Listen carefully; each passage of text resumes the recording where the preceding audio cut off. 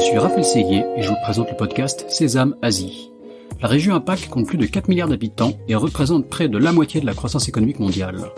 De nombreux Français sont donc venus s'installer ici, dans la région la plus dynamique au monde. Cependant, réussir en Asie n'est pas toujours facile.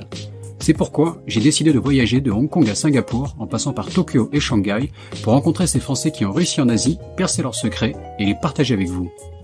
Si le podcast Sésame Asie vous plaît, n'oubliez pas de laisser 5 étoiles et un commentaire sur Apple Podcast, cela m'aide beaucoup. Je vous souhaite une bonne écoute. Bonjour Nathanaël.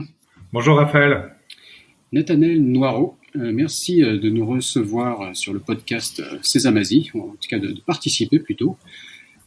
Tu es donc en Malaisie, à Kuala Lumpur, et tu es en Asie depuis 2011. Tu as parcouru l'Asie, tu as été à Hong Kong, tu as été à Singapour, bien sûr aussi, qui est pas loin de la Malaisie.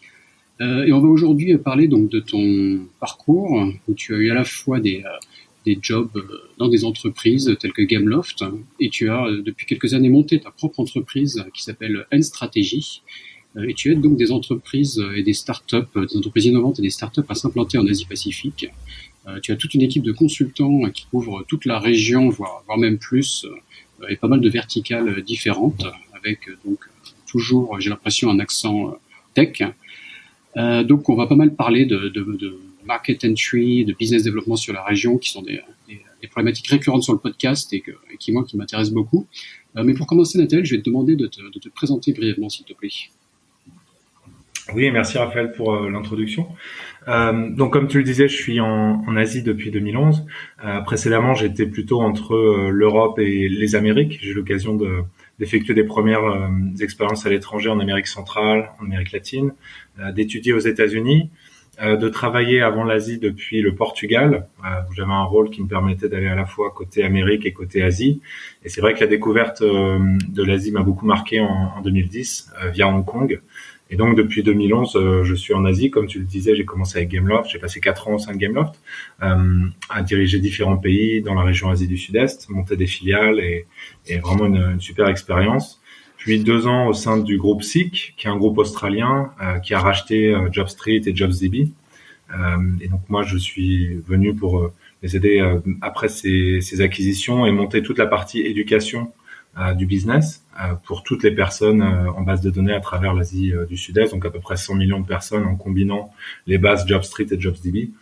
Et puis depuis 2016, donc effectivement, je suis à la tête de mes propres sociétés. Donc j'ai commencé par N-Strategy qui a très bien marché. Aujourd'hui, on est plus de 60 et on a travaillé avec plus de 90 sociétés à date. Essentiellement des sociétés qui viennent d'Europe de l'Ouest et d'Amérique du Nord, mais également d'autres régions du monde. Et au fur et à mesure, et ça fait partie du modèle, on a eu l'occasion de développer plusieurs joint ventures, plusieurs business connects qui nous permettent aujourd'hui d'avoir un ensemble de sociétés qui se développent très bien et qui sont très très résistantes au contexte actuel. Mmh. Ok, merci pour le résumé. Là, c'est plein d'infos. On va pouvoir creuser tout ça. Mais pour commencer, j'aime bien comprendre comment les invités sont arrivés en Asie. Donc 2010, Hong Kong, tu dis, tu arrives à Hong Kong, pourquoi ? Ouais. Est-ce que tu prends une claque ? En général, on prend une claque quand on arrive à Hong Kong la première fois. Dis-moi si c'était pareil pour toi. Mais raconte-nous un peu l'arrivée. Ouais, bien sûr. Non, mais c'est exactement ça. Tu sais, quand on prend le bateau depuis vraiment, je crois que c'est depuis Admiralty et qu'on arrive juste en face sur Kowloon, avec le show son et lumière le soir, qui peut paraître un peu kitsch après des années, mais c'est vrai que quand tu le vois la première fois, c'est quand même assez impressionnant. En sachant que moi j'arrivais, j'étais basé au Portugal, mais j'arrivais quand même d'une bonne portion de mon temps aux États-Unis, où j'avais fait mes études, où j'avais passé plus de la moitié du temps à New York, etc. Donc en termes de grosses villes, si tu veux, avec des gratte-ciel, quelque part je pensais être vacciné. Et en réalité, l'énergie de Hong Kong m'a vraiment frappé, m'a impressionné. Et donc j'étais là pour la société avec laquelle je travaillais à l'époque, qui était dans l'optique. D'accord. Et en fait, on avait des usines en Chine, et moi, je m'occupais des clients sur toutes les Amériques. Donc, c'est pour ça aussi que, comme je te disais, par rapport à mon parcours en Amérique centrale, Amérique latine, et donc basé au Portugal, et on avait des énormes clients comme Nike, Disney et autres, où on faisait des collections de produits dans l'optique, notamment des lunettes. Et donc j'ai découvert l'Asie comme ça, pour un gros salon, tu sais, le gros parc des exhibitions là sur la baie, à Hong Kong en 2010, et de Hong Kong on est allé à Macao, puis en Chine. Donc c'est vrai que c'était ma première grosse expérience en Asie qui m'a beaucoup marqué et qui m'a clairement montré la voie pour la suite, puisque l'année suivante, j'ai eu l'occasion de venir de manière permanente avec Gameloft. D'accord. Donc Gameloft, qui est une entreprise française, quoi, c'est un des principaux acteurs français dans le mobile gaming, on peut dire, c'est ça? Ouais, c'est vraiment le pionnier et le leader sur le mobile gaming. Au niveau de l'historique, tu connais évidemment Ubisoft, et en fait c'est la même fratrie qui a fondé Ubisoft et Gameloft. Ah d'accord, je savais pas. Et donc c'est des sociétés qui ont aujourd'hui un peu plus de 20 ans. Donc Ubisoft continue sa route par elle-même, côté en bourse, etc. Je veux dire de manière individuelle, alors que Gameloft est rentré sous le giron Vivendi. Bien sûr, hein. Depuis quelques années. Voilà. Moi, je suis parti de Gameloft avant cela. Donc, dans les années où j'étais encore chez Gameloft, on était, si tu veux, une société indépendante et qui fonctionnait vraiment bien, hein, d'ailleurs en Asie et dans le monde entier. Ouais. Avec quoi, à la fois de la production qui était quoi, en Chine, il me semble qu'il y avait production en Chine. Et pourquoi une présence en Asie? Enfin, c'était quoi le business model, toi, vu que je vois que tu avais un poste de managing director sur toute une région d'Asie du Sud-Est, ouais, etc. Alors, par rapport au groupe, la production, c'était dans différents pays, mais beaucoup au Vietnam. D'accord. Il faut savoir que moi, quand je rejoins Gameloft en 2011, on est en headcount, on est la première société IT du Vietnam. Tu vois, devant Microsoft, devant IBM, avec à peu près 3000, je crois, à l'époque, au moins 3000 personnes qui travaillaient depuis le Vietnam. Donc, c'est quand même assez dingue. Avec aussi de la production dans d'autres pays, dont la Chine, effectivement, mais à un volume moindre. En ce qui me concernait, on était vraiment sur la partie, on va dire plutôt business, et donc à travailler avec les opérateurs téléphoniques, avec les fabricants de téléphones, et puis ensuite, une fois que la vague de jeux freemium sont arrivés, on a commencé à travailler beaucoup sur la pub en direct avec les annonceurs, également via les agences. Donc vraiment, c'était très riche parce qu'on avait 3 business models très distincts. Il y avait à la fois le business model opérateur, où à l'époque, tu sais, archaïque, des bonnes vieilles plateformes WAP, etc. Ça commençait par ça. Et puis ensuite, ça a évolué vers les offres opérateurs que l'on peut connaître aujourd'hui. Il y avait la partie vraiment fabricant, où là, on allait directement discuter avec des fabricants de téléphones. Ça peut être des grands noms comme Samsung ou Sony, par exemple, pour soit embedder nos jeux dans le device avant que le device sorte sur le marché, donc que le téléphone sorte avec les jeux à l'intérieur, ou alors avec des programmes spéciaux d'affiliates, etc. Et donc que les gens puissent avoir gratuitement quelques jeux. Et puis ensuite, comme je te disais, la partie advertising. D'accord. Donc moi, j'étais là-dessus. C'est un domaine qu'on connaît pas forcément, tout ce qui est jeux mobiles, et forcément il y a des business models assez spécifiques. Enfin, voilà, on réfléchit pas forcément qu'il faut les travailler avec les opérateurs mobiles, etc. Donc tu t'occupais de tout ça. Et c'est un sujet qu'on a un peu touché. Exactement. Avec Frédéric Noël du Japon, de la French Tech Tokyo, et qui avait sa propre entreprise au Japon de jeux mobiles, et qui nous parlait un peu de ces choses-là, et notamment de l'arrivée de l'iPhone.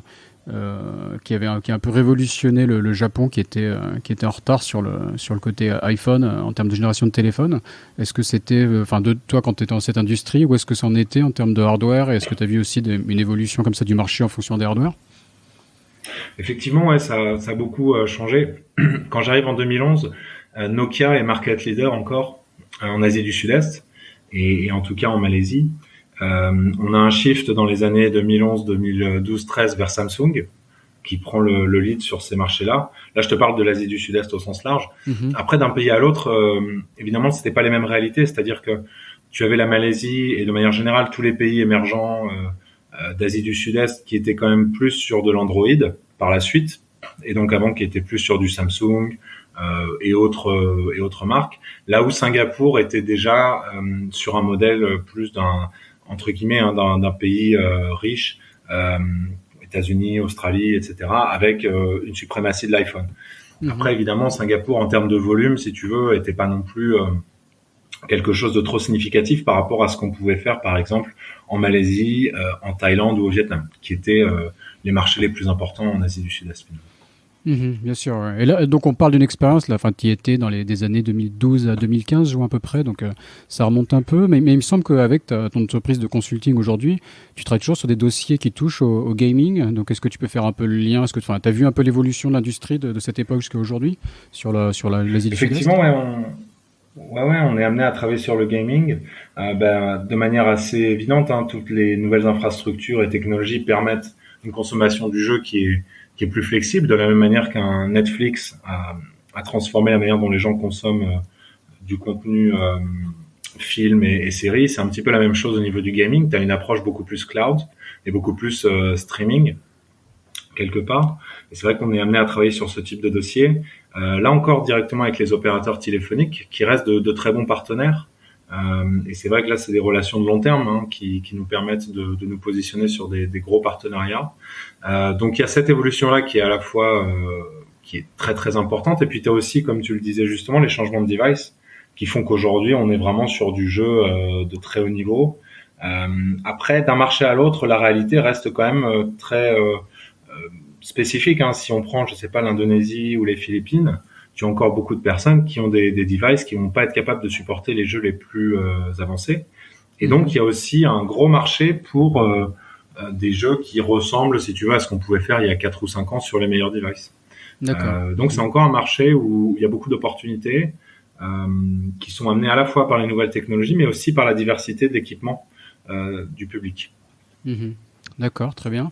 Donc là, on était sur Gameloft, et donc pour avancer un peu dans ta carrière, après, tu as continué avec des postes de managing director ou de general manager pour des entreprises avant de devenir toi-même entrepreneur. Donc tu vas peut-être nous parler un peu de SIC, l'étape d'après, mais est-ce que tu avais cette idée d'entreprendre qui te trottait dans la tête au fur et à mesure de ton parcours? Oui, absolument. Et c'est vrai que l'expérience en elle-même avec Gameloft était très formatrice de ce point de vue-là, puisque j'étais amené à monter des filiales, à reprendre des pays, à recruter pas mal de personnes, à signer des nouveaux contrats, etc., avec une grande latitude.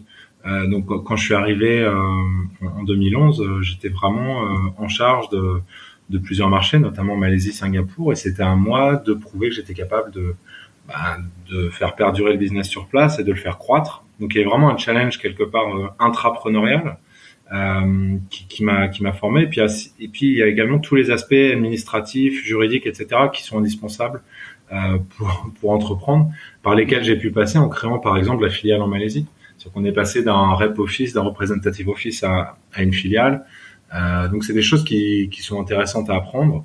Une fois qu'on l'a fait une fois, c'est comme tout, on est capable de le répliquer. Et puis après 4-5 expériences, ça devient assez facile. Alors que si on regarde en amont de sa première expérience, ça peut être un petit peu effrayant, etc. Mais finalement, on se rend compte que c'est pas si compliqué que ça. Donc c'est vrai que j'avais cette rassurant envie-là. pour entreprendre, quoi. Tu savais que au moins sur le côté administratif, sur les bases, voilà, tu savais comment ça marchait. C'est une expérience.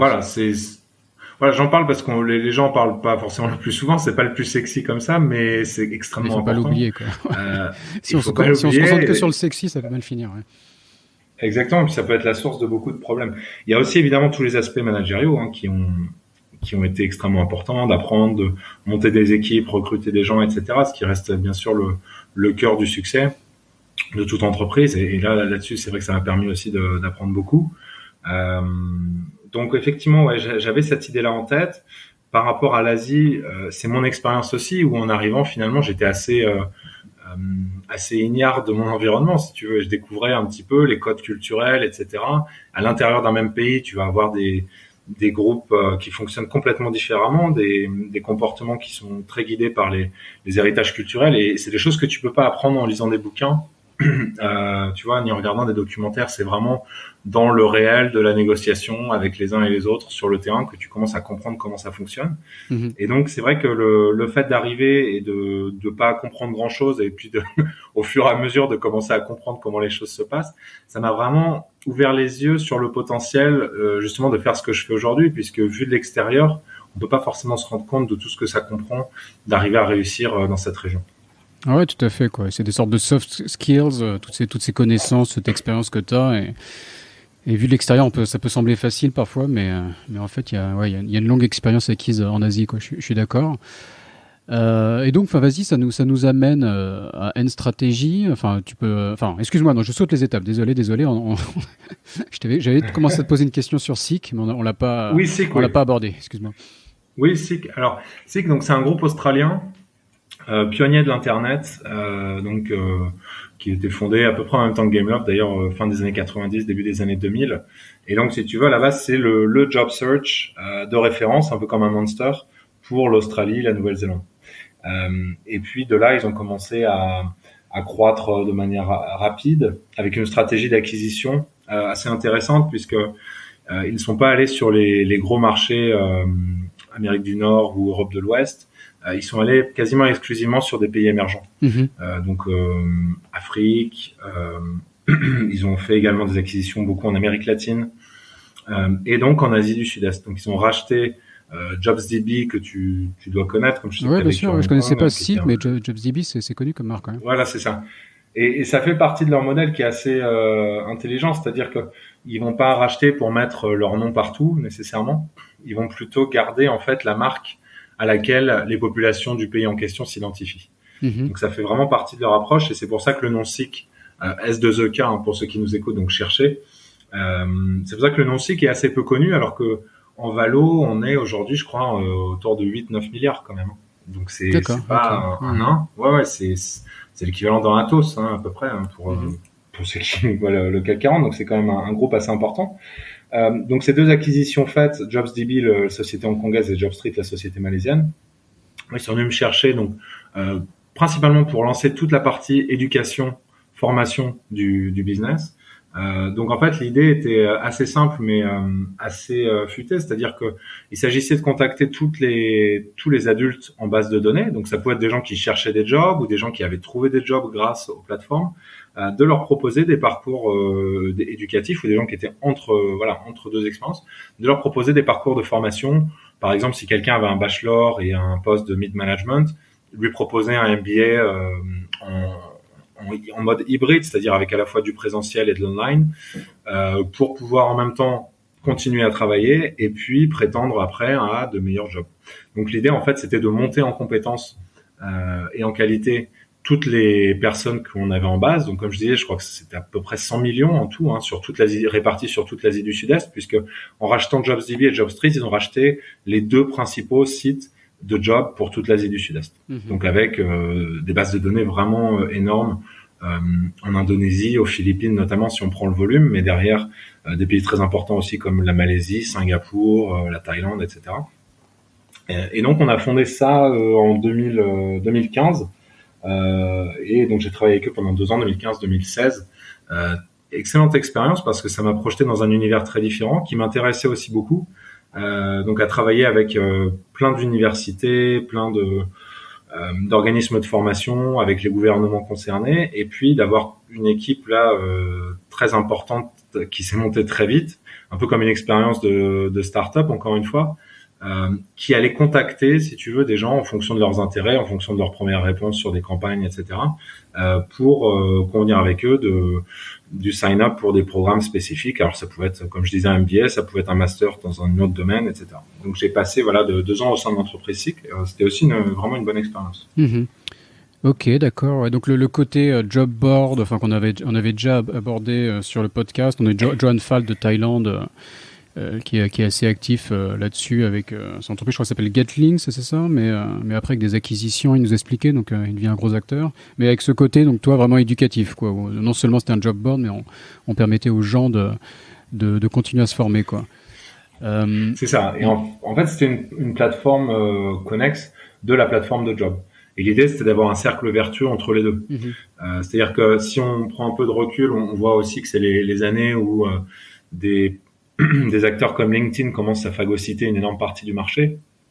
Et donc l'idée, c'est de ne pas faire en sorte que LinkedIn à 3, 4, 5 ans ne nous laisse que les miettes, entre guillemets, et prenne tous les postes, en gros, mid-management et un peu senior management.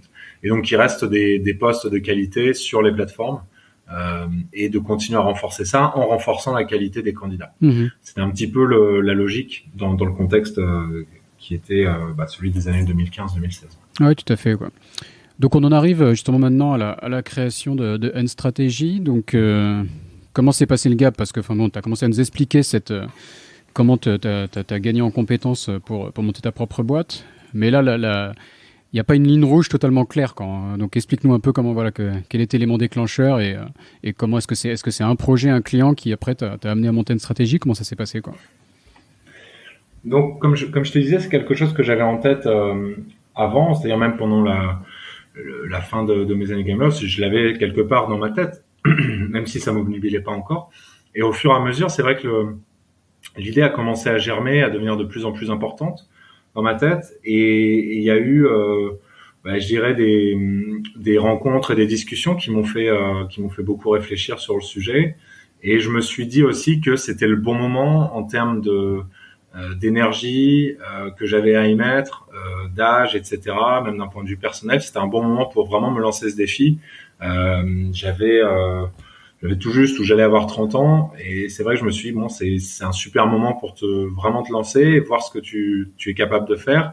Je pense qu'il y avait aussi une certaine sécurité de mon côté qui faisait que, j'entends par la financière aussi, c'est important, tu vois, qui me permettait de voir un petit peu, de me projeter et de me dire, allez, c'est parti, quoi. Et donc, les premiers clients ne sont pas venus en même temps, évidemment, que le job que j'avais, puisque c'était un job qui était extrêmement prenant. J'étais une semaine au Brésil, l'autre, en Europe, etc. J'avais vraiment pas le temps de faire les deux en même temps, ça c'est clair.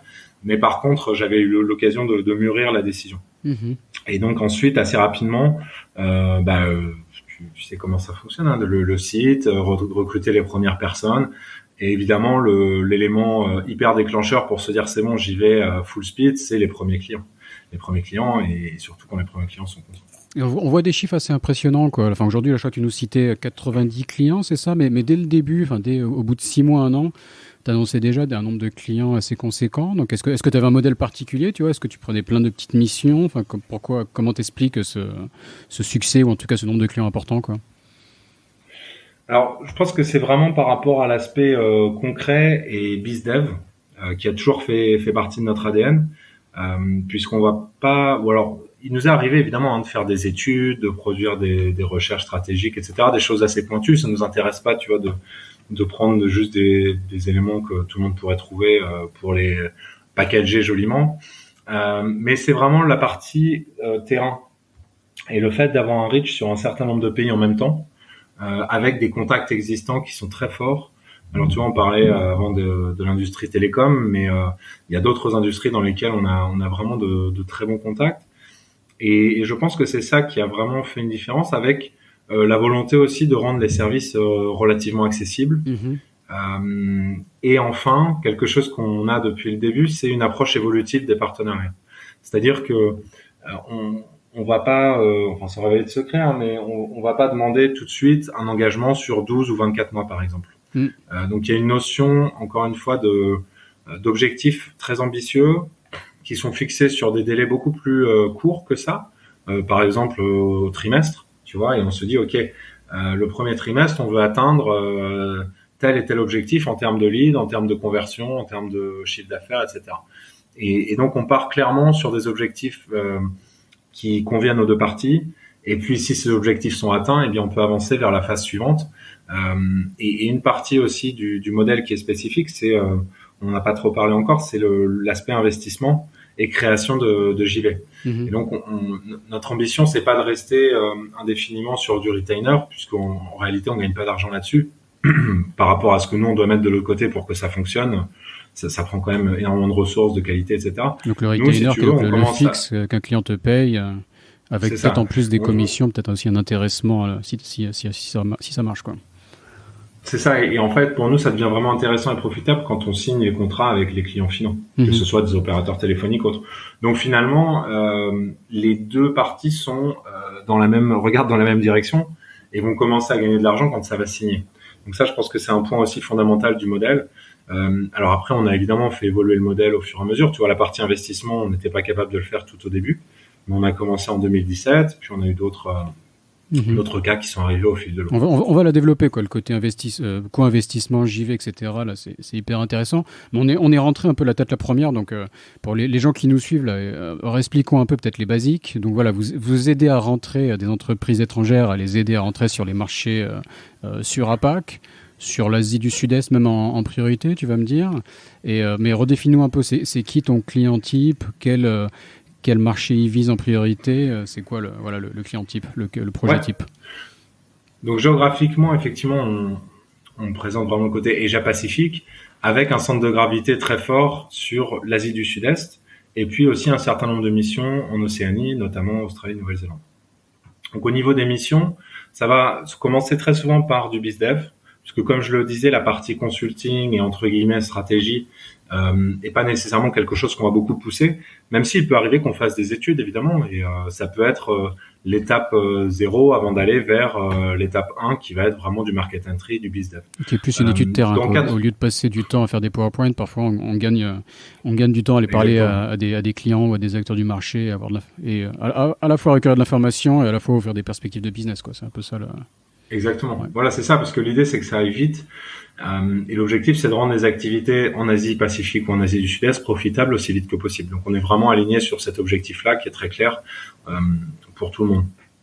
Donc, les sociétés types, dans 80% des cas, on parle de... alors, ça peut être soit des PME de la tech ou des... scale-up ou des startups déjà avec un certain niveau de maturité. Donc on va être sur des sociétés typiquement entre 30 et 300 personnes au niveau des effectifs, si on regarde de ce côté-là. Si on regarde du côté des séries de financement, on va plutôt être sur de la série A et B en général. Donc ça, c'est 80%, je dirais, de nos projets par rapport aux 90 qu'on a pu faire depuis 2016. Après, on va avoir aux deux extrêmes du spectre, soit des sociétés qui sont un peu plus petites. Même, par exemple, je sais pas, si on prend dans le domaine médical, tu vois, on peut avoir des sociétés qui sont avec beaucoup de recherche et qui ont besoin en réalité d'avoir quelques pointures, mais pas forcément d'avoir une armée pléthorique de customer service. Si on prend cet exemple-là. Et donc ça, là, il peut arriver dans ce domaine-là, notamment qu'on ait des sociétés où il y a un peu moins que 30 personnes. Et à l'autre extrême du spectre, on peut avoir, et ça arrivé quelques fois, des sociétés carrément qui sont cotées en bourse. Alors évidemment, c'est pas nous qui allons les chercher, puisqu'a priori c'est pas ça notre cœur de cible, mais qui peuvent avoir un besoin spécifique et ponctuel sur un marché donné. Par exemple, l'entrée en Indonésie a été plantée pour X raisons. On vient nous demander si on peut aider à démêler un peu les choses et puis repartir du bon pied sur tel et tel marché. Voilà. Il s'agit évidemment pas là de faire des JV, mais plutôt d'apporter un appui ponctuel à ces grands groupes. Donc en général, on est plutôt sur de la scale-up, série A, B, qui est en phase de croissance, qui commence à avoir des clients qui a déjà des clients dans plusieurs pays, et qui voit l'Asie-Pacifique comme un levier de croissance fondamental pour la suite. D'accord. Et donc toi, le fait d'être basé dans cette partie d'Asie du Sud-Est, par rapport à la Chine, par exemple, souvent, je vois par exemple, on va prendre les startups françaises comme exemple. Mais je sais pas si c'est trop ton cœur de cible, quoi. Tu me diras les startups de le French Tech 120, 40, etc. Mais j'ai constaté souvent, la Chine fait rêver forcément. Ils ont souvent, j'ai l'impression, ces entrepreneurs français assez jeunes, assez peu d'expérience à l'international forcément. Et les marchés classiques, c'est les États-Unis, et ils disent, l'Asie, c'est la Chine, un peu c'est le gros marché. Donc comment toi tu te positionnes, tu vois, et est-ce que tu as des clients qui arrivent justement en disant, moi je veux faire la Chine, et toi tu les réorientes éventuellement sur d'autres pays. Comment tu te positionnes là-dessus? Ouais, c'est un bon point, effectivement, et je pense que vu de France, mais c'est la même chose depuis pas mal d'autres pays, c'est effectivement une question d'expérience. Et la réalité des chiffres est quand même très douloureuse, quoi. Hein.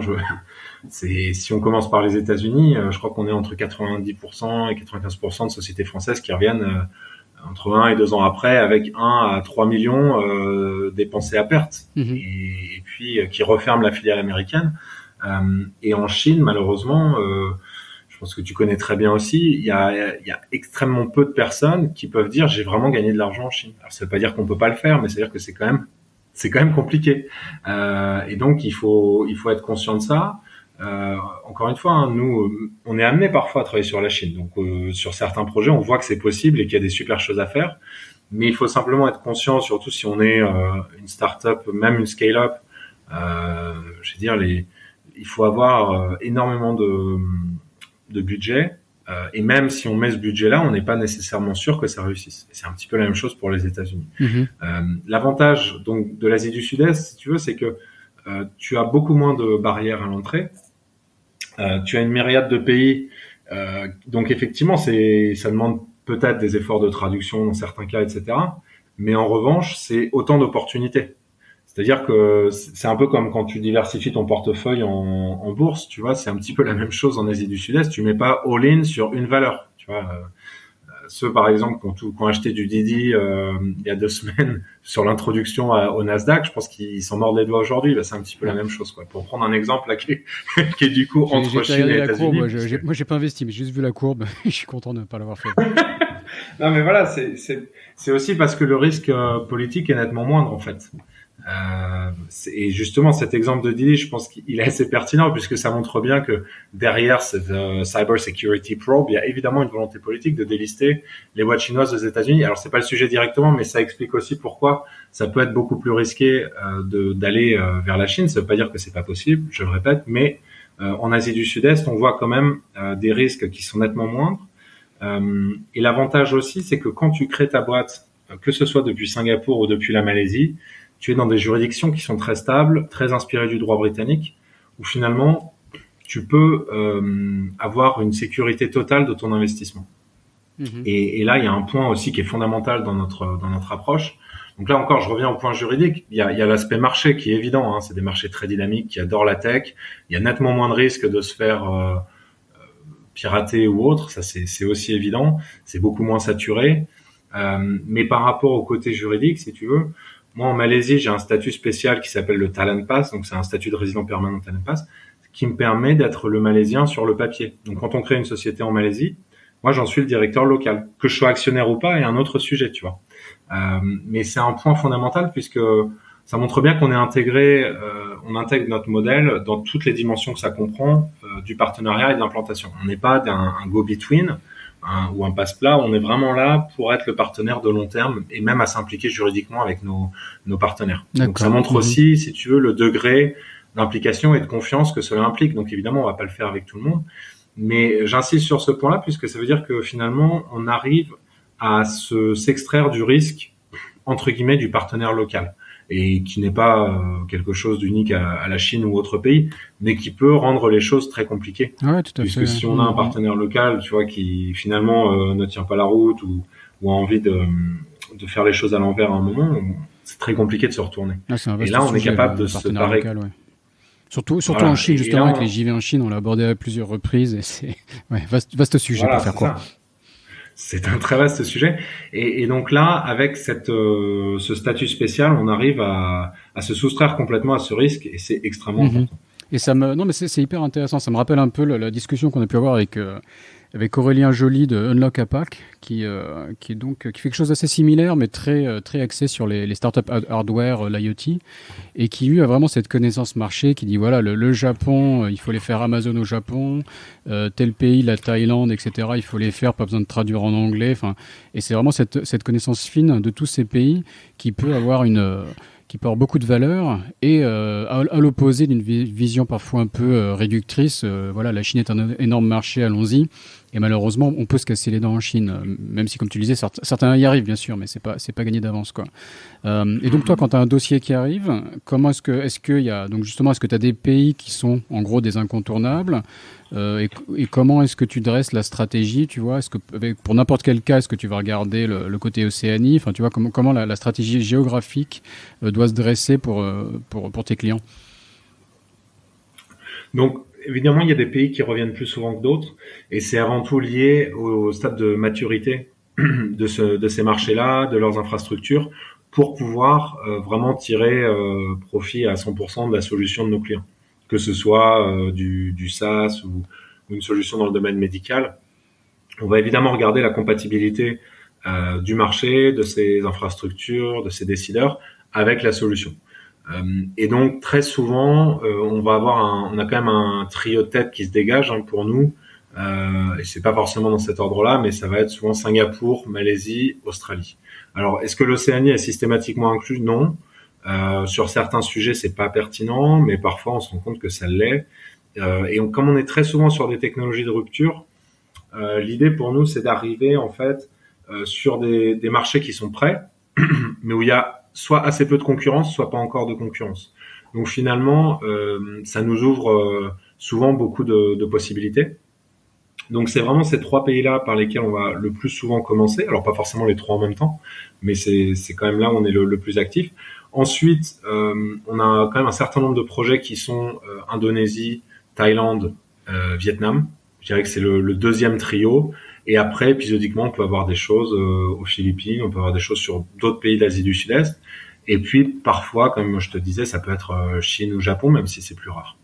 Ok. Après, la plus pour c'est peut-être ça sort un peu de ta spécialité, quoi. C'est pas dans la hiérarchie des pays, mais voilà. Non, c'est pas quelque chose qu'on va proposer comme ça. Mais ce qui peut arriver, c'est que, tu vois, par exemple, un partenariat se déroule très bien. Et donc, du coup, la société nous dit, bon, bah, est-ce qu'on pourrait aussi aller creuser en Chine? Et à ce moment-là, si on a évidemment des bons contacts sur place, si c'est une industrie qu'on maîtrise, etc., on va être capable de faire s'ouvrir des discussions intéressantes. Évidemment, on n'est pas en mesure de proposer en Chine ce qu'on propose à Singapour, en Malaisie, en termes de JV, etc., par nous-mêmes. Mais par contre, là, on est plus dans une approche de recherche de partenaires stratégiques, etc. Ouais, et c'est intéressant d'avoir un point de contact, un point d'entrée qui gère toute l'Asie sur une time zone, même si après, forcément, il faut déléguer sur certaines parties de la zone qui est immense, quoi. Et ouais, justement, on voit sur toute la zone aussi, tu as une équipe de consultants qui est assez impressionnante. Je crois que tu nous disais d'une 60aine de personnes en début d'épisode, et j'ai aussi ta présentation. On voit que tu couvres un nombre de verticales et de pays impressionnants. Donc quel est ce modèle, quoi? Je suis même moi vraiment curieux de dire comment tu arrives à convaincre autant de personnes à travailler avec toi, et parce que je pense pas que ce soit des employés à plein temps. Donc le modèle est intéressant à comprendre, quoi. Comment as-tu cette telle panoplie de consultants qui couvrent autant de verticales et de pays? En fait, au niveau de l'équipe, on a différents types d'engagement. Donc il y a des gens qui sont à temps plein. On a des personnes qui sont avec nous au projet et certains à temps partiel. En termes de ratio, on est à peu près à un tiers, 40% de gens à temps plein, notamment sur pas mal de... Alors, il y a des consultants, du BizDev, mais il y a aussi beaucoup de gens qui travaillent sur des problématiques admin, puisque dans notre gamme de services, il y a aussi, suite à la création d'une JV ou d'un bureau régional, la capacité à gérer la paye, à gérer les visas, etc., etc. Donc encore une fois, c'est des choses qui sont entre guillemets moins sexy, mais qui sont absolument vitales pour la réussite d'un business dans la région. Donc je referme la parenthèse. Donc par rapport aux consultants, ce qui est intéressant en fait, c'est d'ajouter des compétences, des expériences très fortes. Donc comme tu le disais précédemment, il y a beaucoup de gens qui viennent de la tech, mais il y a aussi, et ça fait partie de nos spécificités, on a quelques anciens diplomates, ex-ambassadeurs notamment par exemple. Et c'est vrai que sur des dossiers où on va être sur du B2G, business to government, que ce soit dans le domaine de la santé ou de la cybersécurité, c'est très précieux d'avoir des profils comme ça. Et je prends cet exemple-là parce que typiquement, c'est pas forcément des gens qui sont intéressés pour être à temps plein. En revanche, au projet sur des dossiers qui les passionnent, c'est des gens qui peuvent avoir une valeur incommensurable. Et donc, si tu veux, l'idée, c'est d'ajuster en fonction des profils le meilleur type de partenariat et d'engagement. Afin de délivrer la plus grande qualité pour nos clients. Avec voilà cette combinaison hybride entre des gens à temps plein et des gens qui sont sur le projet. Parce que donc, ouais, je crois que en préparation de l'épisode, tu me parlais un peu de la méthode de business développement que tu avais. Et donc, tu parlais un peu de cet aspect lobbying, qui est peut-être, voilà, ces ex-diplomates peuvent t'aider à faire, ce qui est une méthode assez originale. Tu parlais aussi, bien sûr, de rencontrer les decision makers, etc. Enfin, ça, c'est dans tous les bons livres de commercial, c'est ce qu'il faut faire. Mais dans les faits, on sait bien que c'est pas toujours évident d'aller parler au CEO, quoi. Enfin, voir ce qu'on a à vendre. Mais parfois, les missions sont un peu suicides de demander à un petit commercial d'aller vendre son taille crayon au CEO, ça marche pas forcément. Mais donc ce côté lobbying qui est un peu plus original et développe un peu, je veux dire, sur quel cas de figure ça peut être utilisé de faire du lobbying au niveau du gouvernement dans un but de développement commercial.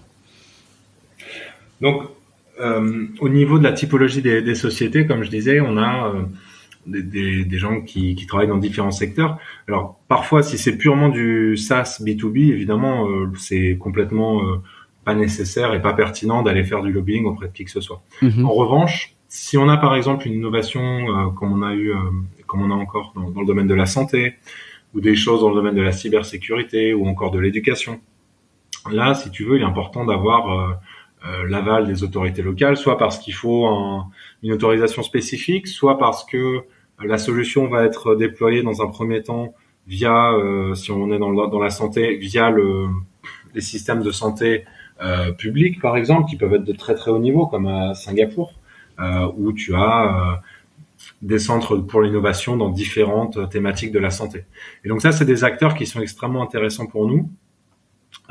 Et là, même au sein de ce qu'on peut mettre un peu sous le chapeau lobbying, tu vas avoir différentes approches. C'est-à-dire que oui, parfois, on va faire plutôt du top-down, où on va essayer d'aller rencontrer tel ou tel ministre, on va rencontrer tel ou tel ministre, ou bien via un ambassadeur réussir à avoir une discussion intéressante avec un gouvernement, ou alors nous en direct. Mais tu as aussi une approche où on va être plutôt sur du bottoms-up, même en termes de discussion avec les pouvoirs publics, en rentrant dans l'agence spécifique à l'innovation en question.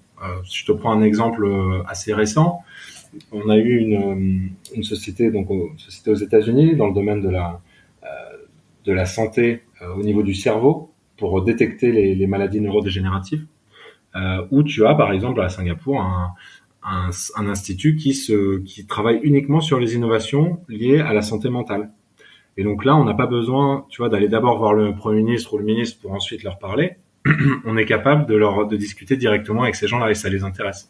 Et on voit derrière comment on peut lancer éventuellement un programme test, etc., etc. Mhm. Ok, non, intéressant. Et donc là, on a commencé à aborder le côté JV.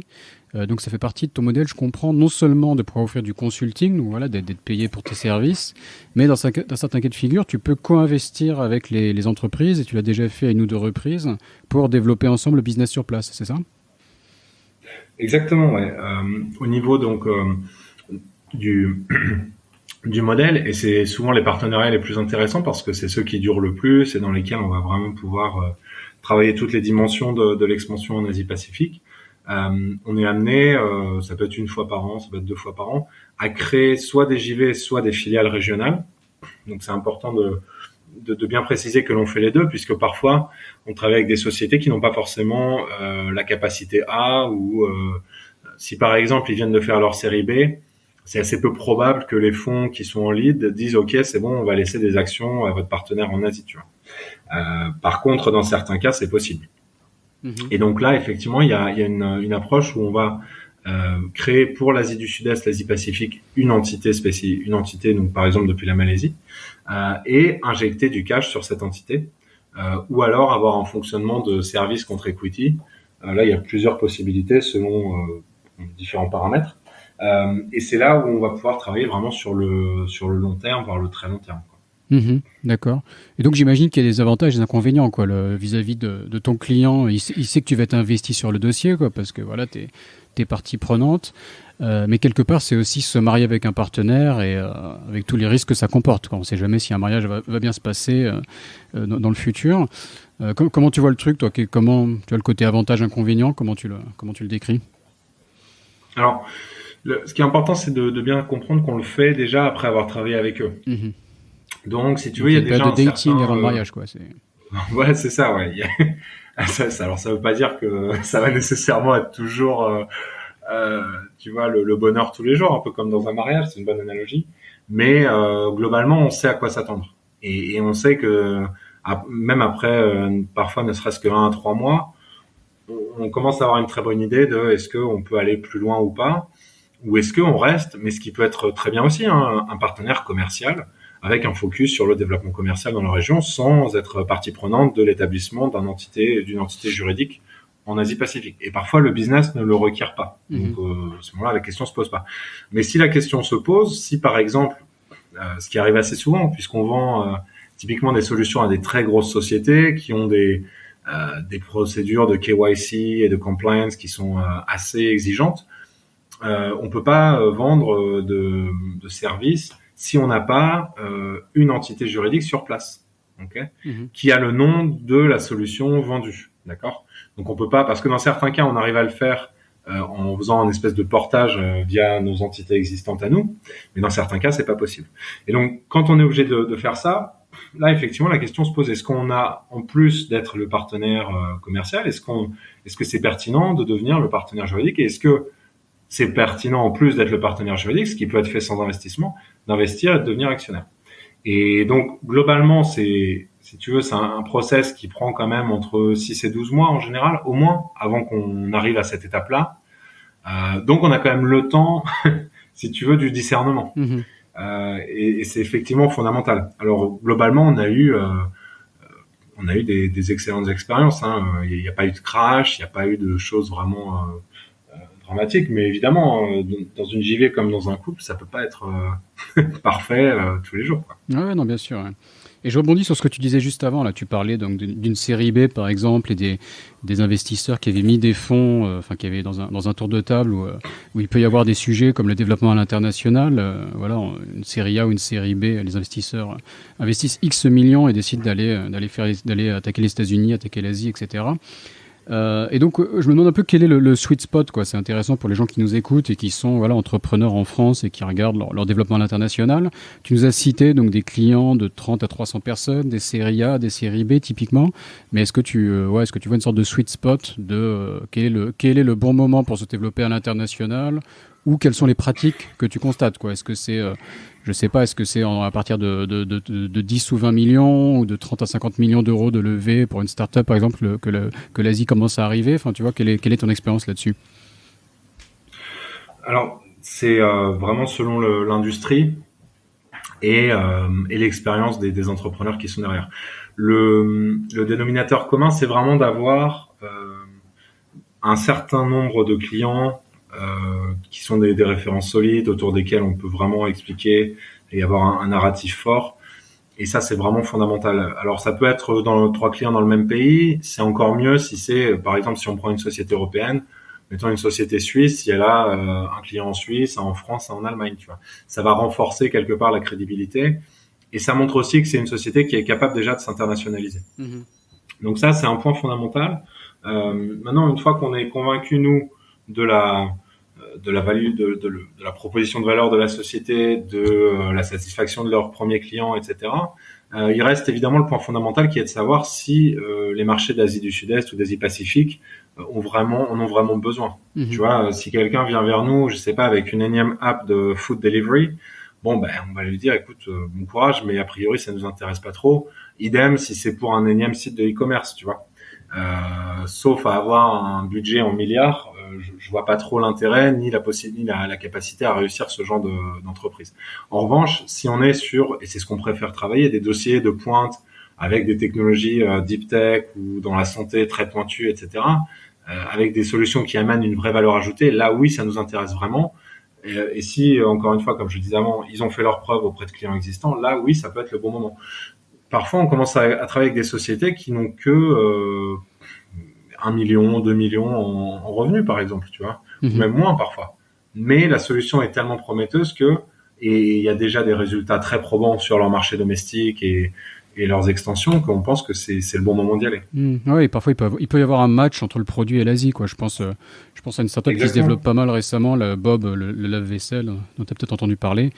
Et je sais que l'Asie les intéresse beaucoup parce que c'est des mini lave-vaisselle qui se prêtent bien aux gens qui habitent à Hong Kong dans des trous à rats, dans des appartements de taille réduite, pour être poli.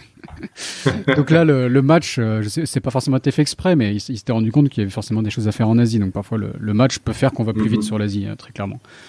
Ok, non, bah c'est super. On arrive déjà à la fin de l'épisode. On a décidé de faire court là.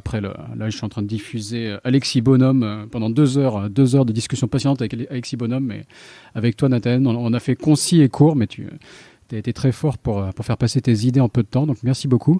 Et juste une dernière question avant de te laisser filer. Est-ce que tu as donc une astuce ou une expérience à partager avec les auditeurs pour hacker l'Asie, pour hacker la Malaisie? À toi de voir comment tu veux définir la question, mais donc un hack. Ouais, alors moi il y a une, je vais dire plutôt une bonne pratique c'est pas forcément un grand secret, mais réussir à faire monter la mayonnaise là-dessus est très complexe. Mais c'est vraiment d'avoir une approche duale au niveau culturel. c'est-à-dire d'avoir à la fois des locaux très impliqués et qui connaissent comme personne naturellement leur marché, les interlocuteurs avec lesquels on va parler, et en même temps des gens qui viennent, par exemple d'Europe si la société vient d'Europe et qui représentent cette société-là. Et de mon expérience, que ce soit au sein de grands groupes ou ou avec mes clients, il y a toujours en général, en tout cas quand la mayonnaise prend bien entre des profils locaux et des profils non locaux, mais qui ont une certaine compréhension, un intérêt sincère pour la culture et le marché dans lequel ils évoluent, ça peut donner vraiment des résultats phénoménaux. Et c'est ce que j'applique en tout cas au niveau de mon équipe, avoir un bon mix de locaux et de non locaux, mais très impliqués dans les cultures locales, très intéressés, respectueux, etc. Et d'avoir ces deux choses ensemble dans une équipe et même dans une approche, c'est-à-dire que avoir deux analyses complètement qui viennent d'endroits complètement différents, ça permet d'enrichir vraiment et d'aller convaincre derrière les clients finaux. Mmh. Ok, super. Avant de conclure, est-ce que tu as une présence sur les réseaux sociaux, une manière de te contacter que tu aimerais partager ? LinkedIn fonctionne bien, hein, donc si on souhaite me contacter, LinkedIn. Ok.